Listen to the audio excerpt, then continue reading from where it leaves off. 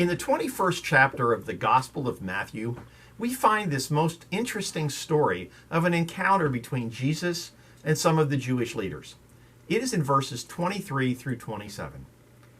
Jesus entered the temple courts, and while he was teaching, the chief priests and the elders of the people came to him. "By what authority are you doing these things?" they asked.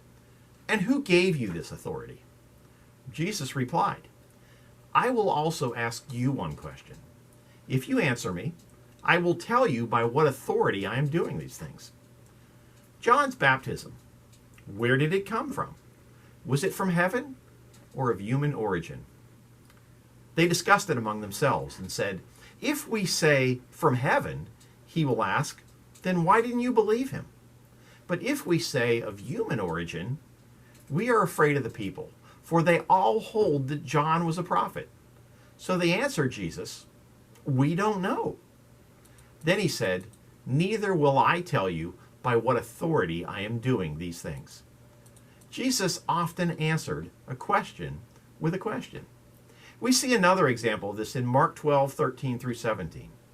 Later, they sent some of the Pharisees and Herodians to Jesus to catch him in his words. They came to him and said, "Teacher, we know that you are a man of integrity.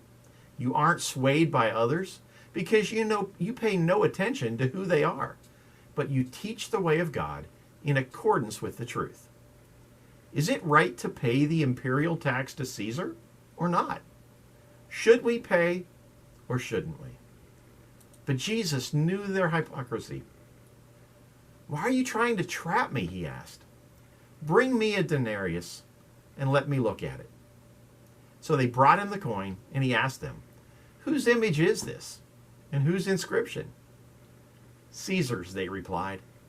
Then Jesus said to them, "Give back to Caesar what is Caesar's, and to God what is God's." And they were amazed at him. Often it seems that we are afraid of asking questions, and sometimes we're afraid of answering them. But God would much rather receive a genuine question born of humility than a disingenuous prayer born out of pride. We have to keep it real with God and with one another. If we aren't talking about real problems that people are facing, we're going to lose our prophetic voice. When people ask us, "Who is God?" or "Who am I?" or "What is the true purpose of my life?" they won't be satisfied with easy answers or cliches that we might have picked up along the way. But God isn't intimidated by those questions. He loves them. Like the parent of a curious toddler, God most likely occasionally chuckles at our questions, but he always welcomes them. The church ought to be a safe place where people can ask dangerous questions. But all too often, we're guilty of answering questions that no one is even asking. We ought to be challenging the status quo, but all too often, we are guilty of defending it. But what if?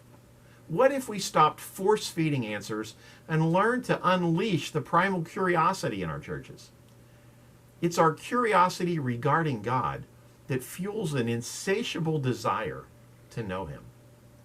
So let's keep asking questions and encourage others to do the same. That's a pretty good word as we start this new week. Now that we have our team set for this year's Super Bowl, it is time to focus on the bigger picture, the Super Bowl of Caring. Since 1990, close to $193 million has been reported donated to local food charities across all 50 states, with over 305,000 unique groups participating in what has become a yearly event.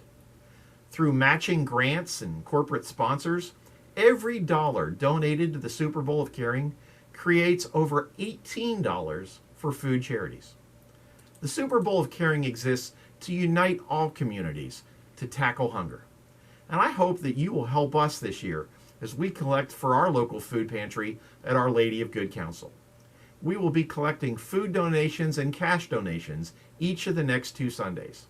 And you can donate on behalf of your favorite team in the big game as we try to pick the winner for the 4th year in a row. Look for the big pots and crates out on Main Street at the Village Church. And please give generously. Also, if you have a student between the ages of 12 and 18, now is the time to get them signed up for summer camp or our 2024 summer mission trip.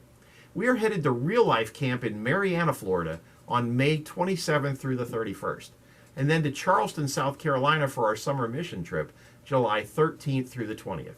For more information on either of these incredible opportunities, contact me as soon as possible because it's going to be a great summer. Make today a great day. Make this week a great week. And as we start to wrap up the month of January, make February an even better month. And I'll see you on Friday with another Word for You Today.